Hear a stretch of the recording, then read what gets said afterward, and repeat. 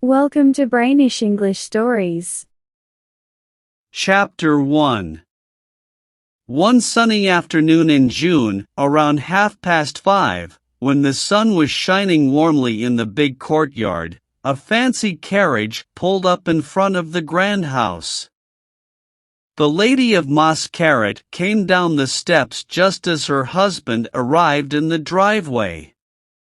He stopped for a moment, watching his wife and turning a bit pale. The Countess was very pretty, elegant, and looked special with her long, oval face, her skin like smooth ivory, her big gray eyes, and her black hair. She got into her carriage without even looking at him, as if she hadn't noticed him at all. This made him very jealous, and the jealousy he had been feeling for a long time began to eat at his heart again. He walked up to her and asked, "Are you going for a ride?" She replied in a proud way, "Yes, I am." "To the park?" "Most likely." "Can I come with you?" "The carriage is yours." He didn't seem surprised by her tone. He got in and sat next to his wife, saying, "To the park." The footman sat next to the coachman, and the horses, as always, pranced and moved their heads as they started moving. Husband and wife sat next to each other without saying anything.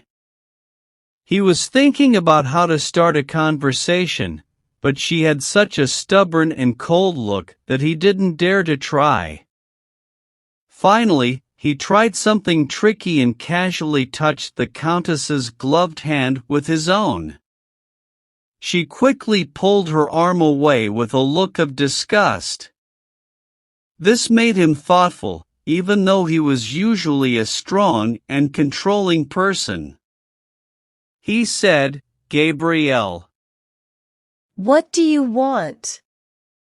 I think you look lovely." She didn't say anything, but stayed reclined in the carriage, looking like an annoyed queen. By that time, they were driving on a fancy Paris street, heading towards the Arc of Victory. This big monument, at the end of the long avenue, stood with its massive arch against the red sky. The Count of Mascaret continued, "My dear Gabrielle." She couldn't hold back any longer and replied in an irritated voice, "Oh, please leave me alone. I can't even have my carriage to myself now." He acted like he didn't hear her and went on, "You've never looked as pretty as you do today." Her patience ran out, and she answered with unstoppable anger, "You're wrong to notice, because I promise I won't have anything to do with you in that way again." The Count was quite surprised and upset, and his angry nature took over as he said, "What do you mean by that?" in a tone that sounded more like a boss than a lover. She replied quietly, so the servants in the noisy carriage wouldn't hear, "Ah, what do I mean by that? What do I mean by that? Now I see your true colors again. Do you want me to tell the truth?" "Yes." "Everything that's been bothering me since I've been the victim of your extreme selfishness?" He turned red with surprise and anger and grumbled between his closed teeth, "Yes, tell me everything." He was a tall, broad-shouldered man, with a big red beard, a handsome man, a nobleman, a man of the world, who was seen as a perfect husband and an excellent father. Now, for the first time since they started, she turned toward him and looked right at his face. "Ah! You're going to hear some unpleasant things, but you should know that I'm ready for anything, and I fear nothing, especially not you today."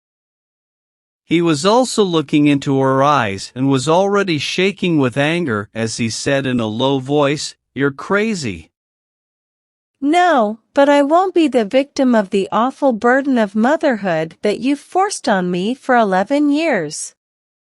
I want to have my place in society as I deserve, just like all women have the right to. He suddenly turned pale again and stammered, "I don't understand you." Oh, yes, you understand me very well. It's been 3 months since I had my last child, and since I'm still very beautiful, and despite all your efforts, you haven't ruined my figure, as you just noticed when you saw me on the doorstep. You think it's time for me to have another child. But you're talking nonsense. No, I'm not. I'm 30 years old, and I've had 7 children. We've been married for 11 years, and you hope this will go on for 10 more years, after which you'll stop being jealous. He grabbed her arm and squeezed it, saying, "I won't let you talk to me like that much longer." I'll keep talking to you until I'm finished, and if you try to stop me, I'll raise my voice so the 2 servants on the carriage might hear. I brought you with me for this reason. I have these witnesses who will make you listen to me and behave. So pay attention to what I say. I've always disliked you, and I've always shown it because I've never lied, sir. You married me against my will. You pressured my parents, who were in financial trouble, to give me to you because you were wealthy. They forced me to marry you, despite my tears. So, you bought me, and as soon as I was in your control, as soon as I became your partner, willing to be with you, to forget your forceful and threatening behavior, just so I could remember to be a devoted wife and love you as much as I could, you became jealous. More jealous than any man ever was, with the low, base jealousy of a spy. It was degrading to both of us. I hadn't been married 8 months when you suspected me of betraying you and even accused me. What a shame! And since you couldn't stop me from being beautiful and attracting people, from being called one of the most beautiful women in Paris in drawing rooms and newspapers, you did everything you could to keep admirers away from me. You came up with the awful idea of making me spend my life in constant motherhood until I became unattractive to every man. Don't deny it. I didn't understand it at first, but then I figured it out. You even bragged about it to your sister, who told me because she cares about me and was disgusted by your crude behavior. Remember how you've behaved in the past. For 11 years, you've made me give up society and be a mother to your children. Then you grew tired of me, and I was sent to the family chateau in the countryside among fields and meadows. When I returned, fresh, pretty, and untouched, still attractive and surrounded by admirers, hoping that I could finally live more like a wealthy young woman in society, you got jealous again. You started tormenting me with that terrible, hateful desire from which you're suffering right now next to me. It's not the desire to possess me, as I'd never refuse you. It's the wish to make me unattractive.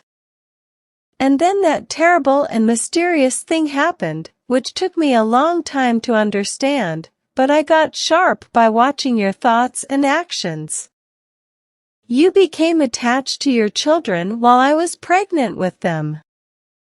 You felt affection for them despite your dislike for me and your low fears, which were temporarily eased by seeing me lose my figure. Oh, how many times I've noticed that joy in you. I've seen it in your eyes and guessed it. You loved your children like they were victories, not because they were your own flesh and blood. They were victories over me, over my youth, over my beauty, over my charms, over the compliments people gave me and those whispered about me behind my back. And you're proud of them, showing them off, taking them on rides. You take them to theater, so people can see you with them and say, "What a kind father." He had grabbed her wrist brutally and squeezed it so hard that she fell silent, nearly crying out from the pain. In a harsh whisper, he said to her, "I love my children, do you hear me?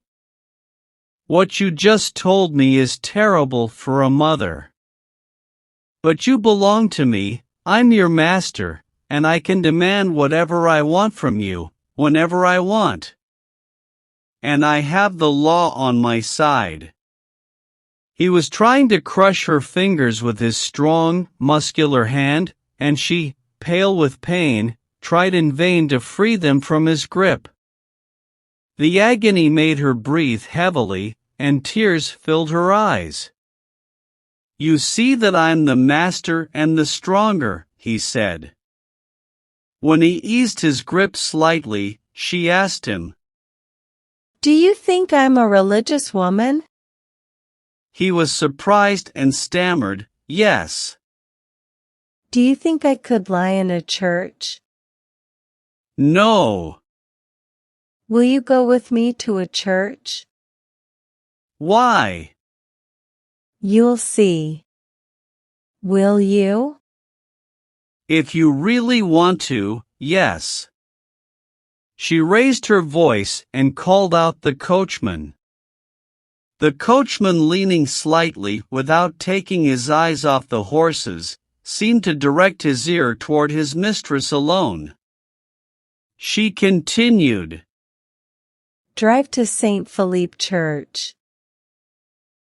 Husband and wife didn't exchange any more words during the ride. When the carriage stopped in front of the church, Lady of Mascaret got out and entered it, followed by the Count a few yards behind. She went straight to the choir screen and knelt in a chair, burying her face in her hands. She prayed for a long time, and he, standing behind her, could see that she was crying. She wept quietly, the way women do when they are in deep, painful sorrow. Her body trembled with silent sobs, hidden and stifled by her fingers. But the Mr. Mascaret felt that the situation had dragged on too long, so he gently touched her shoulder. His touch brought her back to reality, as if she had been startled, and she got up and looked directly into his eyes. "This is what I need to tell you. I'm not afraid of anything, no matter what you do to me. You can even kill me if you want to. Only one of your children is not really yours, I swear this before God, who hears me here. This was the only way I could get back at you for all your awful male dominance, for the hard work of childbirth you forced on me. Who was my lover? You'll never find out. You can suspect anyone, but you won't discover the truth. I was with him without love or pleasure, only to betray you, and he also made me a mother. Which child is it? That's something you'll never know either. I have 7 children, try to figure out which one. I had planned to tell you this later because deceiving a man is not revenge unless he knows it. Today, you've pushed me to confess it. I'm done now." She rushed through the church towards the open door, expecting to hear her husband's quick footsteps chasing her and perhaps being knocked down by a punch, but she heard nothing. She reached her carriage, jumped into it in a hurry, overwhelmed with fear. Out of breath, she called out to the coachman, "Home," and the horses quickly started trotting away. Chapter 2. The Lady of Mascaret waited in her room for dinner like someone condemned to die awaits their execution. She wondered what her husband was planning to do. Was he back home? He was dictatorial, passionate, and ready for any violence. What was going on in his mind? The house was silent, and she kept glancing at the clock. Lady's maid had prepared her for the evening and left the room. When the clock struck 8, there were 2 knocks at the door, and the butler came in to announce dinner. Has Mr. Mascaret returned? Yes, madam. He's in the dining room. For a moment, she considered taking a small revolver she had bought earlier, anticipating the tragedy that was unfolding in her heart. However, she remembered that all the children would be there, so she only took a bottle of smelling salts. Mr. Mascaret rose from his chair with a certain formality. They exchanged a brief nod and sat down. The 3 boys, along with their tutor, Abbe Martin, clergyman, sat on her right, while the 3 girls, with Miss Smith, their English governess, sat on her left. The youngest child, just 3 months old, remained upstairs with his nurse. As usual when there were no guests, the Abbe, clergyman, said the prayer. Then they started dinner. The Countess, overwhelmed with emotion she hadn't expected, kept her eyes down, while Mr. Mascaret looked uncertain and unhappy as he glanced from one child to another. He suddenly pushed his wineglass away, causing it to shatter and spill wine on the tablecloth. This slight noise startled the Countess, who jumped from her chair, and for the first time, they looked at each other. The Abbé, sensing an underlying tension, tried to initiate a conversation on various topics. The Countess attempted to respond a few times, but failed to find words amid the confusion in her mind. Her voice seemed almost loud in the silence of the spacious room, where only the faint sounds of plates and cutlery could be heard. Suddenly, her husband leaned forward and asked her, "Here, among your children, will you swear to me that what you told me earlier is true?" Her hatred, simmering within her, suddenly surged, and she answered his question with the same determination she had shown in their exchanged glances. She raised both her hands, one pointing toward the boys and the other toward the girls, and said firmly and resolutely, without hesitation, "I swear on my children's lives that I have told you the truth." He got up, angrily threw his napkin on the table, flung his chair against the wall, and left without saying another word. The Countess let out a deep sigh, as if after a small victory, and spoke calmly.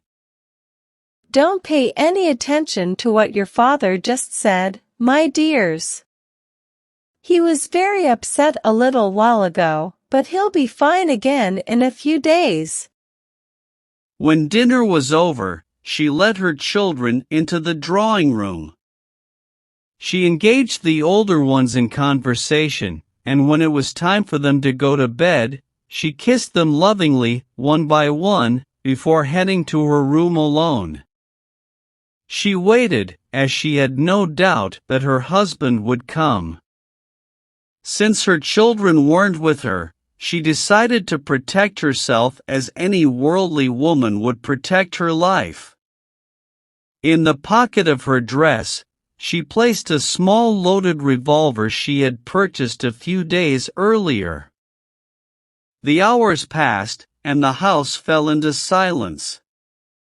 She waited, filled with nervous energy, and was no longer afraid of him. But the first light of dawn crept in beneath her curtains, and he had not entered her room. She was surprised to realize that he wasn't coming. She locked and bolted her door for added security, eventually climbed into bed, keeping her eyes open, thinking, and trying to understand it all, unable to guess what he was planning to do. When her maid brought her tea, she also handed her a letter from her husband. In the letter, he informed her that he was embarking on an extended journey and added in a postscript that his lawyer would provide her with any money she needed for her expenses. Chapter 3. After 6 years, the Count and Countess Mascaret were sitting side by side in the carriage on their way home from the opera. They were not speaking, but suddenly the husband, Mr. Mascaret, said to his wife, "Gabrielle? Gabrielle." What do you want? She replied. "Don't you think this has gone on long enough?" he asked. What? She inquired. "The terrible punishment you've inflicted on me for the last 6 years, he said.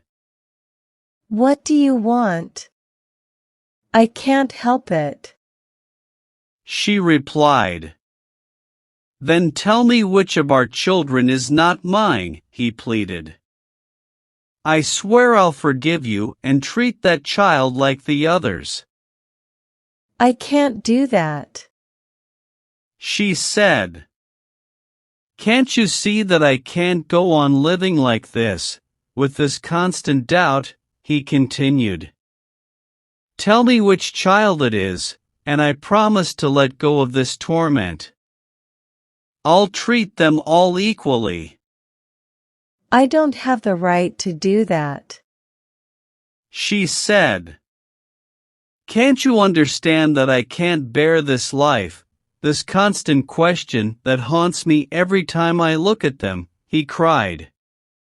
"It's driving me mad." Have you truly suffered so much? She asked.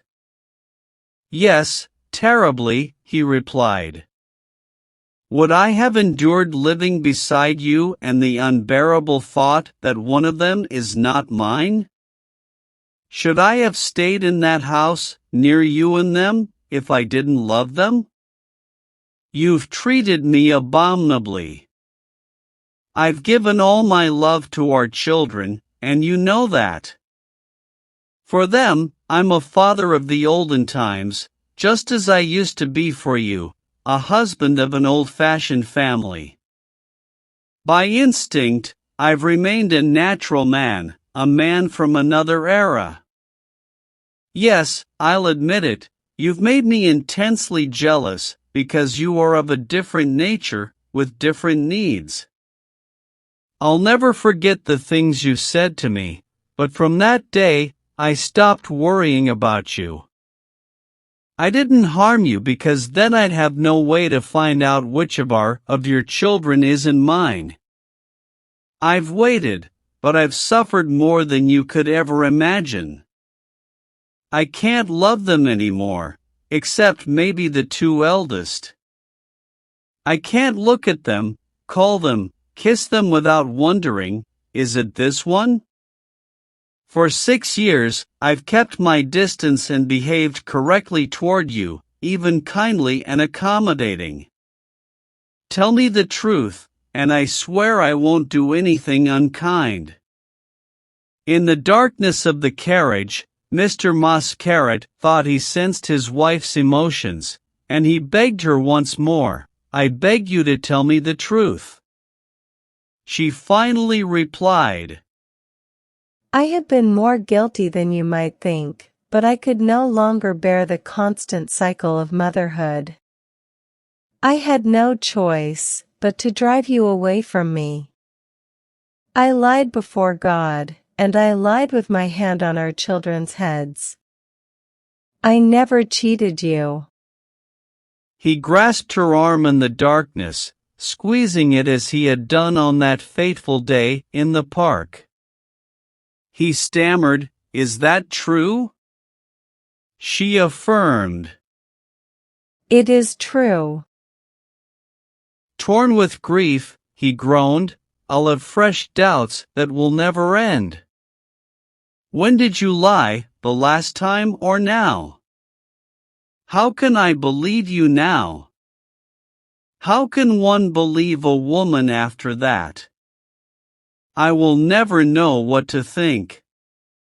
The carriage arrived in the house's courtyard, and they alighted. After climbing the stairs, the Count asked, "May I speak to you for a few more moments?" She agreed, saying, I am willing. They entered a small drawing room, and a footman, a bit surprised, lit the wax candles. Once they were alone, the Count continued, "How can I know the truth? I've asked you 1,000 times to speak, but you've remained silent, and now today, you tell me that you've been lying. For 6 years, you've let me believe such a thing. No, you are lying now, I don't know why, but perhaps out of pity for me?" She responded with sincerity. If I hadn't lied, I would have had 4 more children in the last 6 years. Can a mother speak like that? Oh, She said. I don't feel like the mother of children who were never born. It's enough for me to be the mother of those I have and to love them with all my heart. I am a woman of the civilized world, sir, we all are. We refuse to be mere females to restock the earth. She stood up, but he held her hands. Just one word, Gabrielle. Tell me the truth. I just told you. I never dishonored or cheated you. He looked deeply into her face, admiring her beauty with her gray eyes. Finally, he said, "I believe you. At this moment, I feel that you are not lying. Before, I merely thought you were." She extended her hand to him, asking, So, we are friends now? He took her hand, kissed it, and replied, "We are friends." "Thank you, Gabrielle."